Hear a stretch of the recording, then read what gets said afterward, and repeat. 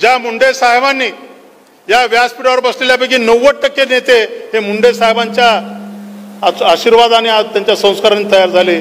ते मुंडे साहेब एका डोळ्यामध्ये आनंदाचे अश्रू आहेत आणि एका डोळ्यामध्ये दुःखाचे अश्रू आहेत। कारण ज्या मुंडे साहेबांनी आमच्यासारख्या अनेक हजारो कार्यकर्त्याचा नेता होण्याचा मान सन्मान दिला, एका कुणाला नगरसेवक केला असेल, कुणाला जिल्हा परिषद सदस्य केला असेल, कुणाला पंचायत समिती सदस्य केला असेल, कुणाला आमदार केलं, कुणाला खासदार केलं, कुणाला मंत्री केलं, कुणाला जिल्हा परिषदचा अध्यक्ष, कुणाला नगरपालिकेचा अध्यक्ष केलं, कुणाला महापौर केलं। आणि हे सगळं बघत असताना आज देवेंद्रजींच्या नेतृत्वामध्ये जे महाराष्ट्रामध्ये विकासाची घोडदौड चालू आहे ते बघण्यासाठी मुंडे साहेब जिवंत असायला पाहिजे होते। नक्कीच देवेंद्रजी मुंडे साहेब स्वर्गामधून सुद्धा अतिशय आनंदी आणि समाधानी असतील की मुंडे साहेबांचे एक कार्यकर्ता, मुंडे साहेबांनी घडवलेला एक सैनिक या महाराष्ट्राला देशाच्या विकासाच्या उंचीवर नेण्याचं काम करतोय। आणि आज आम्हाला अभिमान आहे की आज आमच्यासारखे हजारो कार्यकर्ते, लाखो कार्यकर्ते आज तुमच्या नेतृत्वामध्ये या महाराष्ट्रामध्ये आम्ही काम करतोय। हे सगळं करत असताना मुंडे साहेबांच्या विषयीचे अनुभव जर सांगायचे झाले तर आपला वेळ पुरणार नाही। आपल्या देवेंद्रजींना अर्जंट मुंबईला जायचं असल्यामुळं थोडक्यात मी माझा प्रास्ताविक संपवणार आहे। देवेंद्रजी, तुम्ही माझ्यासारख्या कार्यकर्त्याला विश्वास दाखवला, माझ्यावर विश्वास दाखवला आणि मला विधानसभेची उमेदवारी दिली।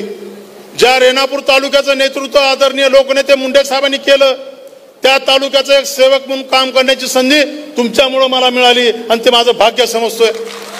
आज मी मला स्वतःला भाग्यवान समजतो। ज्या मुंडे साहेबांनी आपल्याला घडवलं, ज्या मुंडे साहेबांनी या राज्यातल्या, या देशातल्या वंचितांना, शोषितांना, 18 पगड जाती धर्माच्या लोकांना जे विकासापासून कोसो दूर होते अशा समाजाला विकासाच्या प्रवाहामध्ये आणण्यासाठी स्वतःचं आयुष्य खर्ची घातलं, आयुष्यभर ज्यांनी संघर्ष केला ते लोकनेते गोपीनाथरावजी मुंडे साहेबांच्या रेणापूर मतदारसंघाचं नेतृत्व करण्याची संधी आपल्यामुळे मला मिळाली। आणि मी प्रामाणिकपणे मुंडे साहेबांनी ज्या रस्त्याने मला वाट दाखवली त्या रस्त्याने जाण्याचा प्रयत्न करतोय। आज मला स्वतःला मी भाग्यवान समजतो की आमच्या मुंडे साहेबांचा पूर्णाकृती पुतळा महाराष्ट्रामध्ये शासकीय आवारामध्ये पहिला पुतळा उभा करण्याचा मान आम्हाला मिळाला। आणि ते शक्य कशामुळे झालं? 2017 साली देवेंद्रजींच्या, त्यावेळेचे मुख्यमंत्री देवेंद्रजी होते, त्यांच्या नेतृत्वामध्ये महाराष्ट्रामध्ये स्थानिक स्वराज्य संस्थेच्या निवडणुका झाल्या। आमचा लातूर जिल्हा शेवटून पहिला नंबर होता भाऊ, पण आमचे त्यावेळेचे तत्कालीन पालकमंत्री संभाजीभाई असतील, आमचे गोविंदांना असतील, आमचे अभिमन्यू असतील, आम्ही सगळेजण होतो। आम्ही सगळ्यांच्या प्रयत्नातून आमचा जिल्हा 0 to हिरो करण्याचं काम केलं आणि महाराष्ट्रामध्ये 1 नंबरचा भारतीय जनता पक्षाचा जिल्हा आपला लातूर जिल्हा झाला। याच्या मागे आपण करत असलेलं काम, आपण जे जे निर्णय भाऊ घेताय ते निर्णय पात्र लाभार्थ्यापर्यंत पोहोचवण्याचं काम आपल्या सर्व शासनाच्या, प्रशासनाच्या माध्यमातून होत आहे। आज आपल्या एवढ्या मोठ्या संख्येने 2.5 कोटी महिला भगिनींना आपण मानधन देत आहे। आज आपल्या भगिनींचा आशीर्वाद आपल्या पाठीमागे उभा आहे आणि त्यांच्या आशीर्वादाच्या जोरावर आज महाराष्ट्र एक विकासाची वेगळी उंची गाठतोय आणि त्याचं सर्वस्वी समाधान आणि आनंद नक्कीच मुंडे साहेबाला होत असेल। कारण की आपल्या हातून 18 पगड जाती धर्माचा विकास होतोय। 18 पगड जाती धर्माच्या लोकांना केंद्रबिंदू मानून त्यांच्या योजना होत आहेत आणि त्या योजनेचा लाभ त्यांच्यापर्यंत पोहोचतोय। हे आपल्या नेतृत्वामध्ये होतंय, त्याचं समाधान नक्कीच मुंडे साहेबाला आणि सगळ्या महाराष्ट्रातल्या जनतेला आहे। आज महाराष्ट्रामध्ये भाऊ तुम्ही बघत असाल की तुमच्या एका झलक्याकडे बघण्यासाठी लोक रस्त्यावर उभारतात। जसं गोपीनाथराव मुंडे साहेबांचं हेलिकॉप्टर वरून जात असताना खालून लोक गोपीनाथराव मुंडे साहेबाला हात जोडून नमस्कार करायचे, त्यांना कुंकू व्हायचे।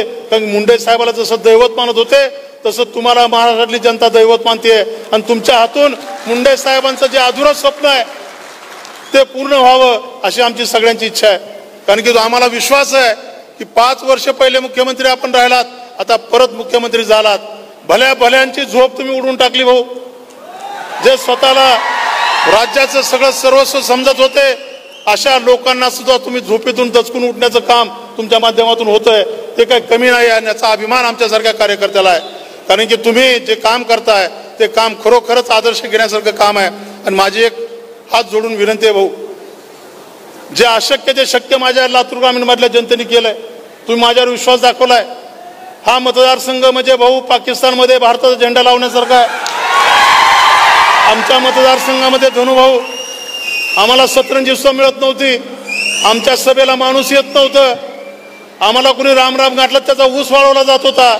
मी भाऊंना माझी विनंती केली आहे, भाऊ आमचे काही दुःख आहे त्या दुःखाला तुम्ही मार्ग काढू शकता, तेवढं तुम्ही करायला पाहिजे अशी माझी विनंती आहे. माझ्या मतदारसंघामध्ये भाऊ माझे फार काही कामं मोठी नाहीत, पण ज्या रेणापूर तालुक्याचं नेतृत्व मुंडे साहेबांनी केलं आणि त्याच्यानंतर त्यांनी जी धुरा माझ्या खांद्यावर दिली आहे, ते रेणापूर तालुक्याचं विकासाचं स्वप्न पूर्ण करण्याची जबाबदारी तुमच्या माध्यमातून मला पूर्ण करायची आहे. माझ्या रेणापूर तालुक्यामध्ये भाऊ जसं मुंडे साहेब गेले तसं आमच्या तालुक्यामध्ये कुठं मुरमाचं टोपलं ह्या काँग्रेसवाल्यांनी टाकलं नाही.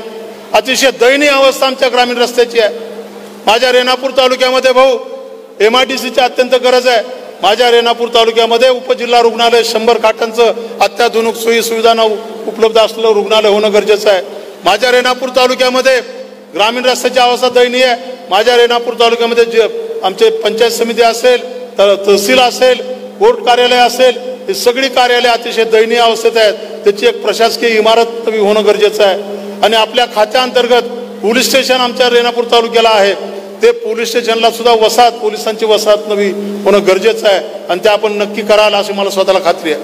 तसंच माझ्या लातूर तालुक्यामध्ये भाऊ जसं माझ्या रेणापूर तालुक्याने माझ्यावर मुंडे साहेबांच्या नंतर प्रेम केलं, त्याच पद्धतीचं प्रेम माझ्या लातूर तालुक्यातल्या जनतेने माझ्यावर केलं. लातूर तालुक्यामध्ये सुद्धा आमचं मुरुड हे मोठं गाव आहे, जवळपास 60,000 लोकसंख्येचं गाव आहे. 25,000 मतदान तिथलं झालंय आणि ते गाव, तिथली ग्रामपंचायत आज हे भारतीय जनता पक्षाच्या ताब्यात आहे. तिथं आपण एक उपजिल्हा रुग्णालय मंजूर केलं, त्याचं काम चालू झालंय.